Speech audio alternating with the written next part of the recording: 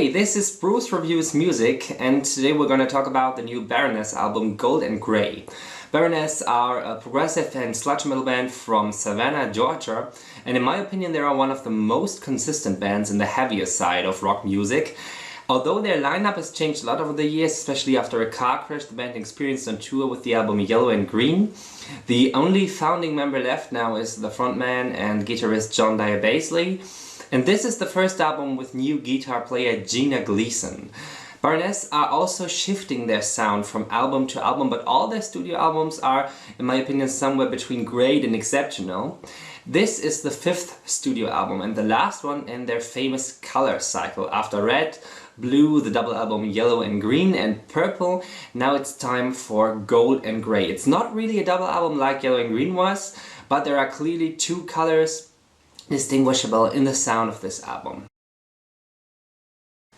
As I said, this is not a two-parted album as Yellow and Green was, but you can definitely hear two different approaches here.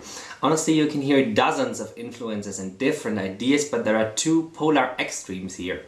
There is some noisy and heavy metal songs like Throw Me an Anchor on here, which is one of the greatest choruses of the Baroness catalog.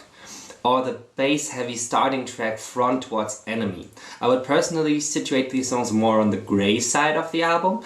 That's just my opinion, but it feels like that. And on the golden side there are beautifully crafted psychedelic folk and rock songs like the amazing Cold-Blooded Angels or Emmet Radiating Light that start with field recordings, and they have these true Appalachian feelings that were consistent in the Baroness sound book from the beginning on. Or the brutally honest and stripped down rock song I'd Do Anything. Not only here, the lyrics are again more personal and less cryptic than before.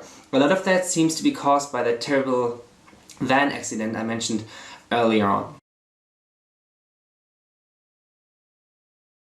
But Baroness don't just throw these different songs on the record, they combine both of these approaches as well. I'm Already Gone, for example, is a melancholic rock song that could have been on some of the previous albums like Purple or Green as well, but in this song the instrumentation is even more lush than it was on Purple, the songwriting is even better, and it just feels like a step forward. The interlude tracks hold the album together and make it feel like a real journey. There are 17 tracks on here, but Baroness managed to have a consistently strong album that really feels like this trip from one great place in nature to the other, and all these things you can see are really beautifully crafted into these songs. Baroness even seem to be have been influenced by Death Heaven, which one they have toured over the last few years on the piano track Sevens, and they have interludes like Can Oscura. It's a noisy and entertaining krautrock track, and this would also fit on one of the heavier King Gizzard and the Lizard Wizard albums maybe. The Can influence is obvious in the title as well. There's also the spacey Assault on East Falls, which perfectly introduces the crazy last track of the album. So this is an album that has a really great flow, and these smaller and sometimes more experimental interlude tracks support that really well. In a lot of ways, this feels like a record that has learned from the past, especially from Blue Record. Anchor's Layman, for example, is a brilliant intro to Throw Me an Anchor, one of the best tracks on the album.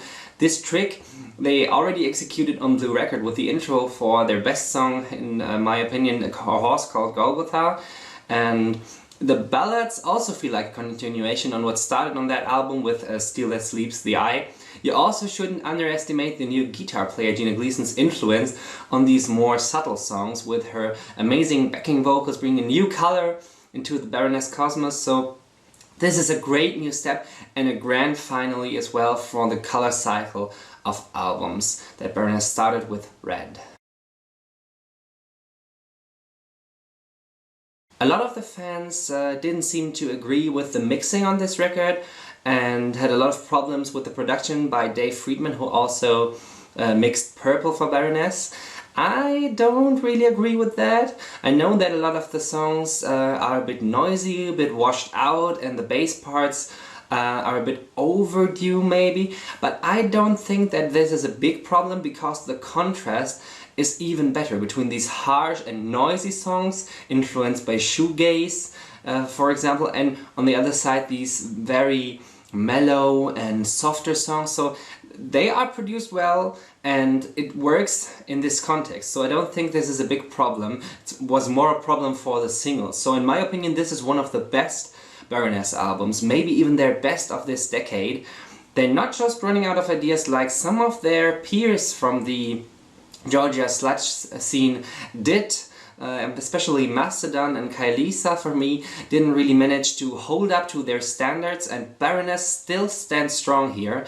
Also, one of the greatest cover artworks that John Baizley has ever done. The frontman for Baroness always does these beautiful cover artworks, not only for Baroness but also for other great bands, and this is one of the best I have ever seen. Really great cover. I don't think that they managed to surpass the Blue record with this. This is still my favorite Baroness album because it's just very progressive and very in your face at the same time. There are some of their greatest songs on that record as well, but this comes rather close to Red and Blue, their early great albums, and I give Golden Grey 90%. Thank you for watching my review.